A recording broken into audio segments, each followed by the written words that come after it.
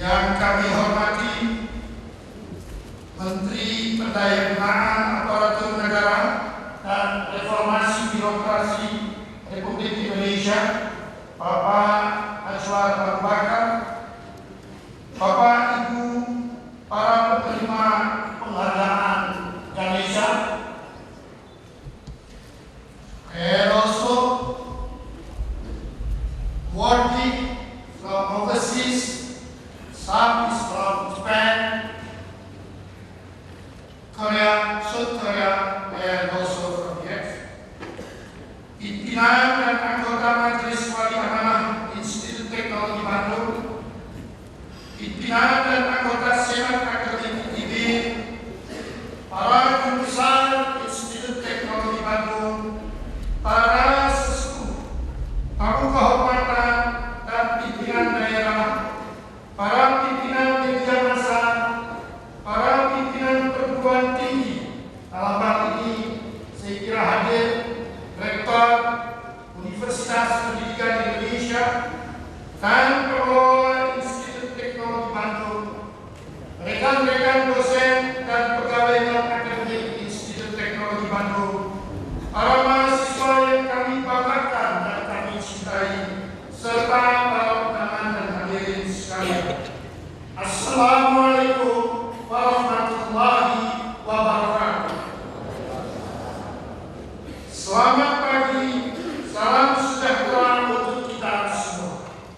Pertama-tama, marilah kita panjatkan puji syukur kehadiran Allah untuk kesehatan dan kekuatan yang dianugerahkan kepada kita semua, sehingga kita pada hari ini, Kamis 3 Juni 2014, dapat bersama-sama memperingati 94 tahun perjalanan pendidikan tinggi teknik di Indonesia.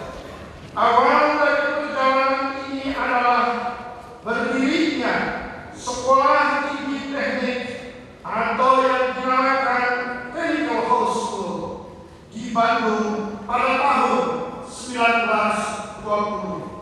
Sesudah bangsa Indonesia mencapai kemerdekaannya di tahun 1945, segenap anak bangsa Indonesia memperjuangkan pendirian dan pengembangan lembaga-lembaga pendidikan tinggi teknik di tanah air.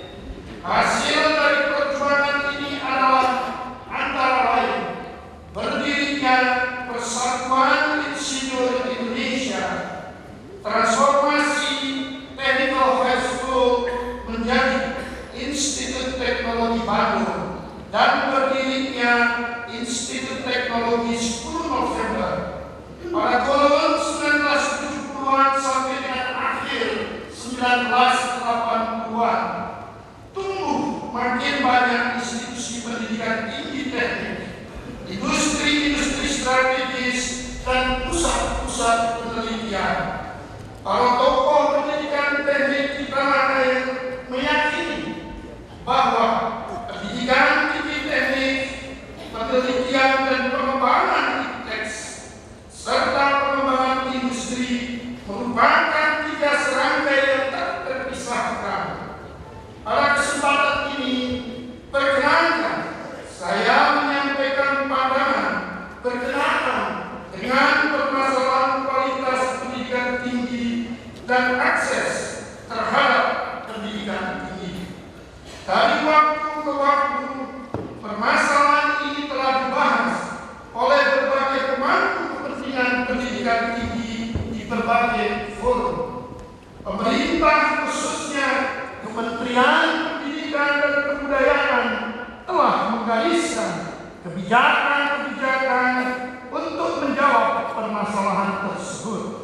Pada kesempatan ini, saya secara khusus akan membahas perguruan tinggi iptek. Bapak, Ibu, para undangan yang saya hormati, serta segenap insan-insan pendidikan yang saya muliakan, buahan dari sebuah perguruan tinggi iptek adalah yang pertama adalah para sarjana iptek, baik strata pendidikan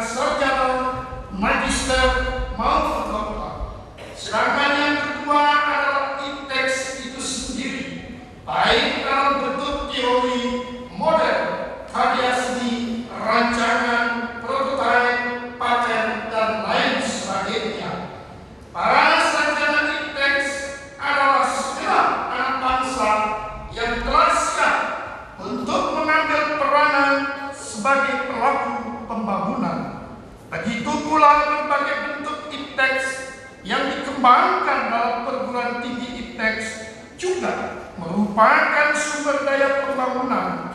Dengan perkataan lain, luaran perguruan tinggi iptek adalah sumber-sumber daya pembangunan, yaitu yang pertama adalah segenap potensi insan sebagai pelaku pembangunan, dan yang kedua adalah berbagai bentuk karya intelektual yang dihasilkan oleh peneliti dan para akademis. Dengan makin tingginya kualitas perguruan tinggi iptek, maka tinggi pula kualitas sumber-sumber daya pembangunan yang dihasilkan oleh perguruan tinggi iptek tersebut. Jika kita memandang perguruan tinggi sebagai sebuah institusi yang menyelenggarakan kegiatan-kegiatan tertentu, peningkatan kualitas perguruan tinggi berarti peningkatan kualitas institusional perguruan tinggi tersebut. Sebuah perguruan tinggi didukung oleh staf akademik dan staf non-akademik, dan kegiatan-kegiatan perguruan tinggi membutuhkan infrastruktur, biaya operasional, serta biaya pengembangan. Tetapi tanpa kapasitas institusional yang memadai, kegiatan-kegiatan perguruan tinggi tidak akan menghasilkan keluaran dengan kualitas yang optimal. Jadi, peningkatan kualitas perguruan tinggi membutuhkan 3 hal. Yang pertama adalah alokasi anggaran yang memadai dan tepat sasaran. Kedua adalah staf akademik atau staf non-akademik dengan kualitas yang terus-menerus ditingkatkan. Dan yang ketiga adalah kapasitas institusional yang terus-menerus dikembangkan. Segenap hadirin dan insan pendidikan yang saya muliakan, akses ke perguruan tinggi iptek sendiri akan mencakup 2 hal, yaitu akses ke sumber-sumber pembelajaran di perguruan tinggi, dan yang kedua adalah akses ke berbagai bentuk iptek sebagai hasil penelitian dan pengembangan di perguruan tinggi. Akses ke sumber-sumber pembelajaran dibutuhkan oleh para lulusan pendidikan di tingkat menengah atas dan para sarjana yang ingin menempuh jenjang pendidikan yang lebih tinggi. Penghambat akses itu adalah antara lain biaya dan kesenjangan latar belakang pendidikan. Mengenai kendala biaya, pemerintah Republik Indonesia telah merumuskan skema-skema untuk mengatasi kendala tersebut. Tetapi yang kualitas pendidikan di tingkat menengah atas masih berbeda-beda. Hal ini menimbulkan kesenjangan dalam akses ke perguruan tinggi. Mengenai kesenjangan ini diperlukan kebijakan yang berpihak pada daerah-daerah yang masih tertinggal dalam pembangunan. Misalnya saja dapat diterapkan skema khusus yang menyiapkan putra-putri terbaik di daerah-daerah tertinggal untuk bisa mengikuti sistem seleksi nasional perguruan tinggi negeri. Jadi, secara umum keberpihakan sebaiknya tidak dilakukan dengan cara menerapkan kriteria seleksi yang berbeda, tetapi dengan cara memfasilitasi persiapan yang lebih baik bagi putra-putri terbaik dari daerah-daerah tertinggal. Meskipun begitu, dalam hal ini program afirmasi bisa saja diterapkan seandainya ada kebijakan khusus dari pemerintah pusat. Akses ke hasil-hasil iptek perguruan tinggi dibutuhkan oleh perusahaan-perusahaan nasional, baik yang berskala kecil, menengah, maupun besar, lembaga-lembaga pemerintah, lembaga-lembaga non-pemerintah, atau komunitas-komunitas sosial lainnya. Dalam hal ini, akses ke hasil-hasil iptek akan lebih mudah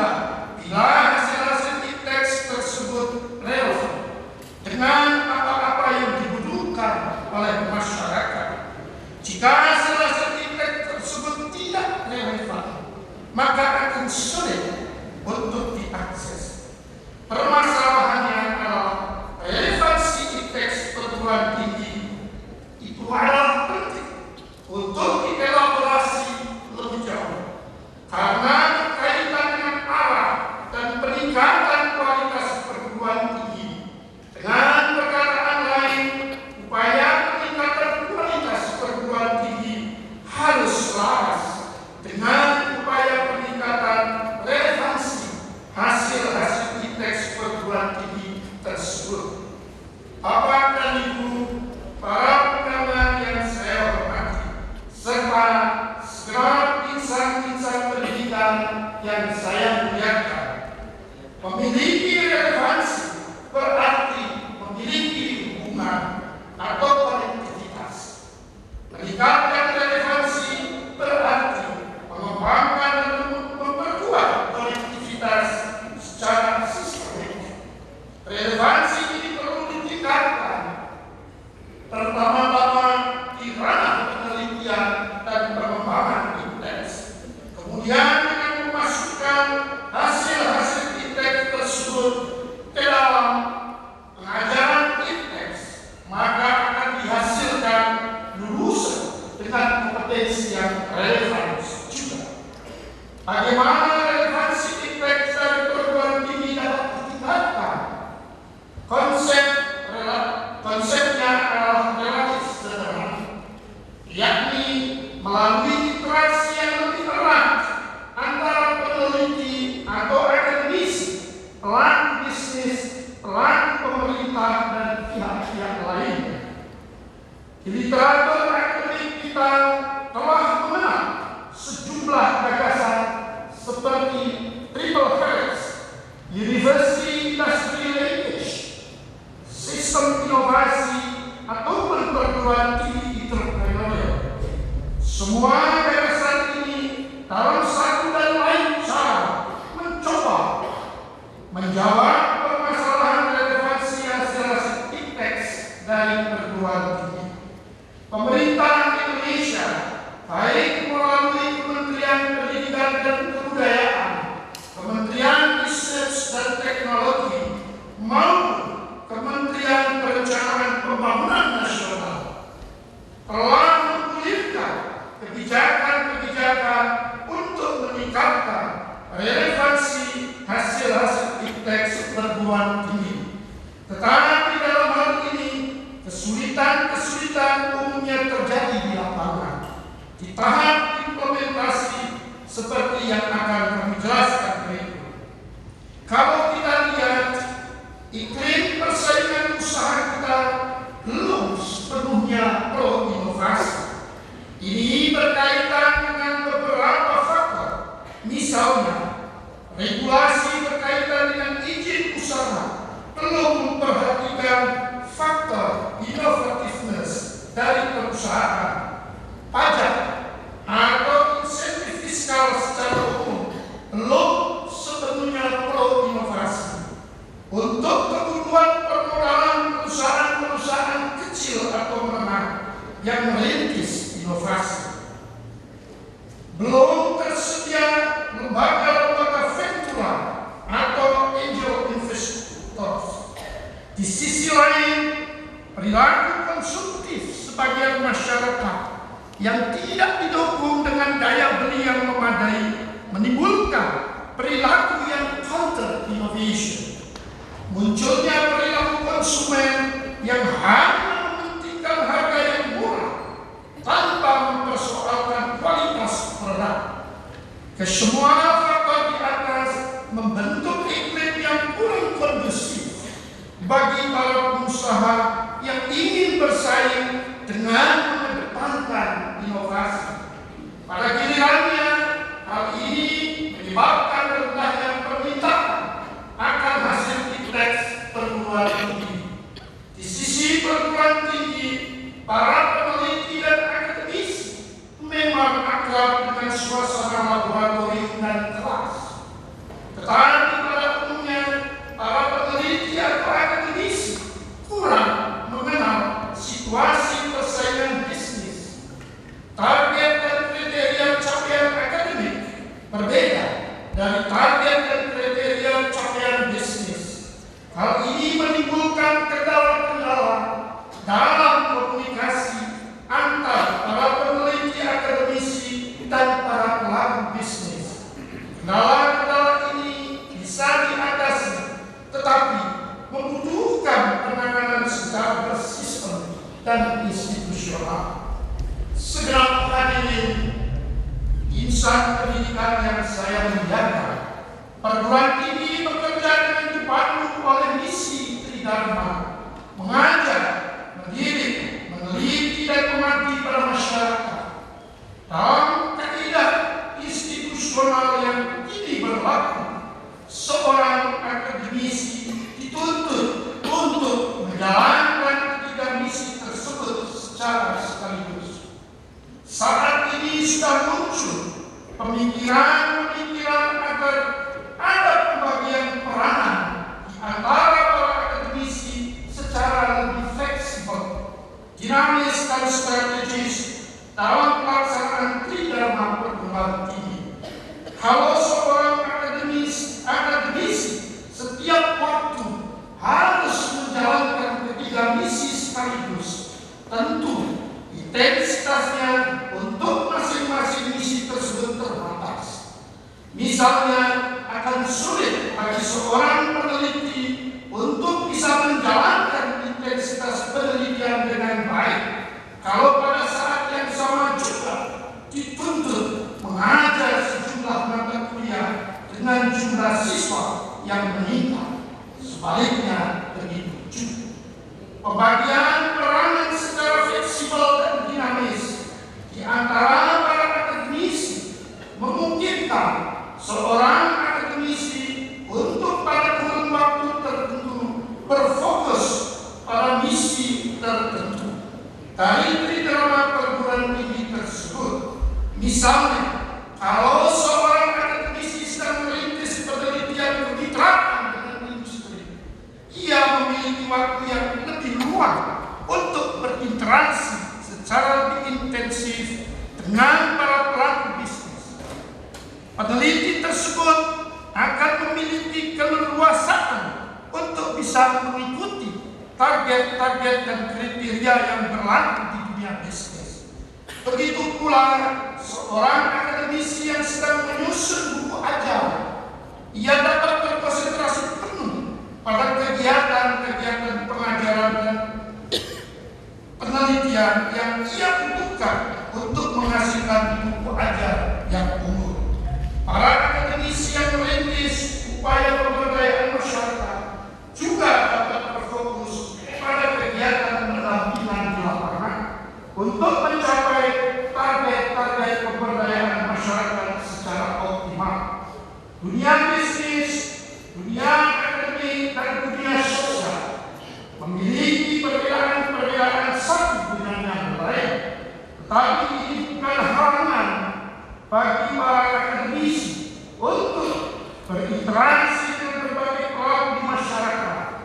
Hanya saja para akademisi membutuhkan ruang dan waktu yang cukup untuk menjalin dan mengembangkan interaksi tersebut untuk dapat memenuhi target-target secara optimal.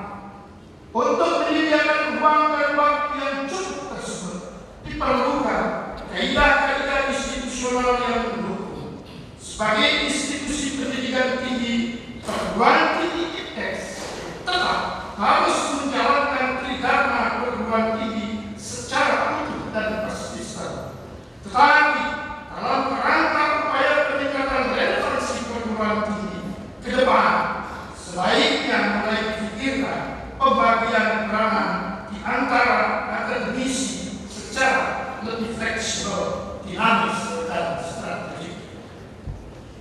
Bapak Ibu, para undangan yang saya hormati, serta segenap insan-insan pendidikan yang saya muliakan, dalam sejarah perguruan tinggi kita mengenal ada 3 jenis perguruan tinggi, yaitu perguruan tinggi pengajar atau yang biasa kita kenal dengan teaching university, perguruan tinggi research, dan perguruan tinggi entrepreneurial.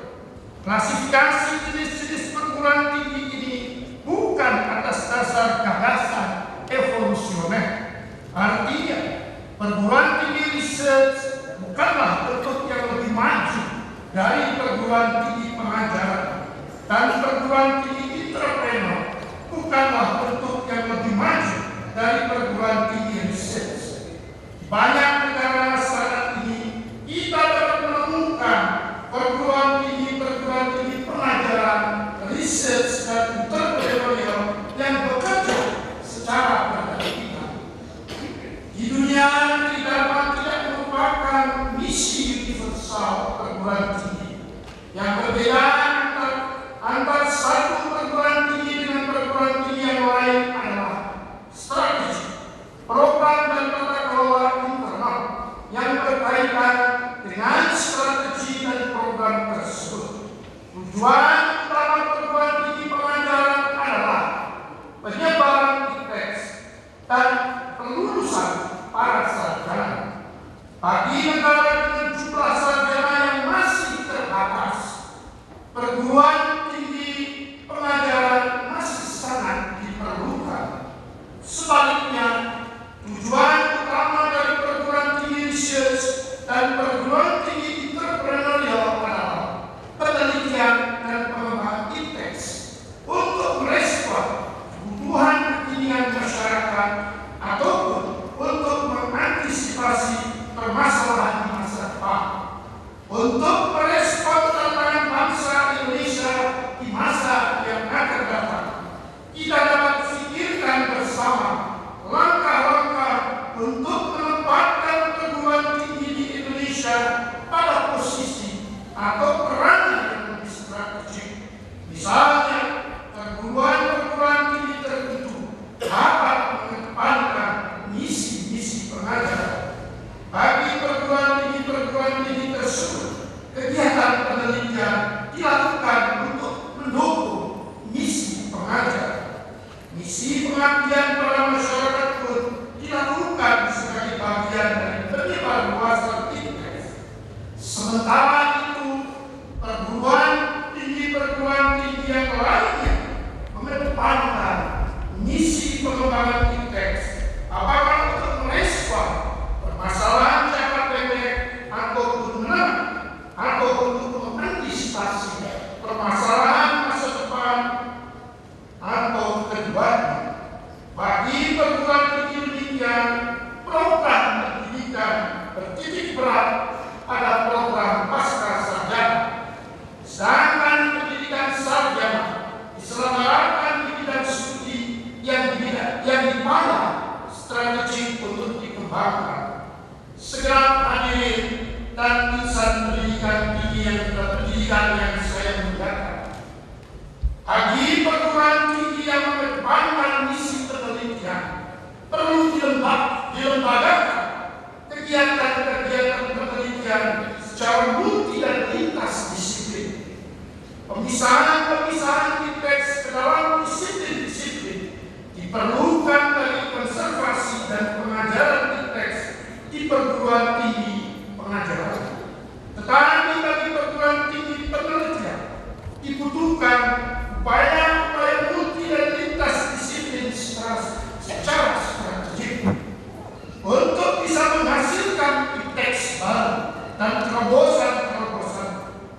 Untuk menjawab relevansi ITEX, misalnya dibutuhkan penelitian tentang aspek-aspek sosial, kemanusiaan, dan dari teknologi. Penelitian tentang sains, teknologi, dan society juga perlu dikembangkan. Misalnya untuk MIT telah merintis pengembangan ilmu-ilmu mengenai STS atau Science, Technology, and Society lebih dari setengah abad yang lalu. Kini bidang ilmu STS telah menjadi bagian dari institut-institut teknologi terkemuka di dunia. Perbedaan peranan atau penekanan misi antara satu perguruan tinggi dan perguruan tinggi yang lain dapat memberikan manfaat-manfaat sebagai berikut. pertama adalah setiap perguruan tinggi dapat memilih peranan yang spesifik dan meraih keunggulan dalam peranan yang spesifik tersebut. Yang kedua adalah terbuka ruang bagi kolaborasi perguruan tinggi dikarenakan adanya perbedaan-perbedaan yang berpotensi untuk saling memperkaya dan memperkuat. Bapak Ibu, para undangan yang saya hormati, meskipun pendidikan tinggi di Indonesia telah berusia 94 tahun, masih banyak pekerjaan rumah yang kita perlu kerjakan bersama untuk menghadapi tantangan-tantangan ke depan. Tahun depan, ASEAN Economic Community mulai bekerja. Kita perlu melihat hal itu sebagai peluang sekaligus tantangan. Di tataran global, sentra-sentra kegiatan ekonomi dunia tengah bergeser ke kawasan Asia. Indonesia dengan kondisi sumber daya alam, demografi, dan geoceanografinya menjadi semakin penting di mata dunia. Ini semua perlu kita lihat sebagai peluang untuk mempercepat kemajuan bangsa Indonesia, baik untuk mendorong pertumbuhan ekonomi, percepatan kemajuan IPTEX, maupun pemerataan kesejahteraan. Kemajuan IPTEX tersebut penting bukan saja untuk mendorong daya saing, tetapi juga bagi kemajuan kebudayaan dan peradaban bangsa Indonesia. Semoga Allah yang Maha memiliki ilmu, Maha Pencipta dan pemelihara setiap umat manusia mencurahkan petunjuknya kepada kita semua, sehingga kita dapat menjadikan IPTEX sebagai kekuatan intelektual, pencerah kehidupan bangsa dan pilar bagi pembangunan bangsa Indonesia di era global.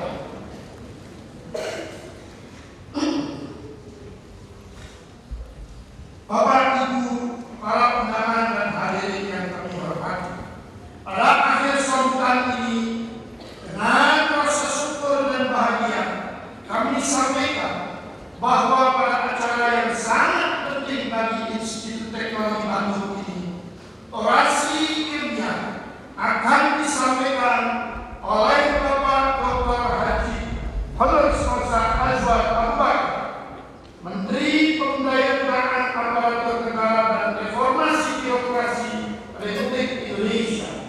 Kami mengucapkan banyak terima kasih atas kecurahan waktu, tenaga dan pikiran yang telah diberikan oleh Bapak Menteri untuk menyiapkan orasi ilmiah tersebut.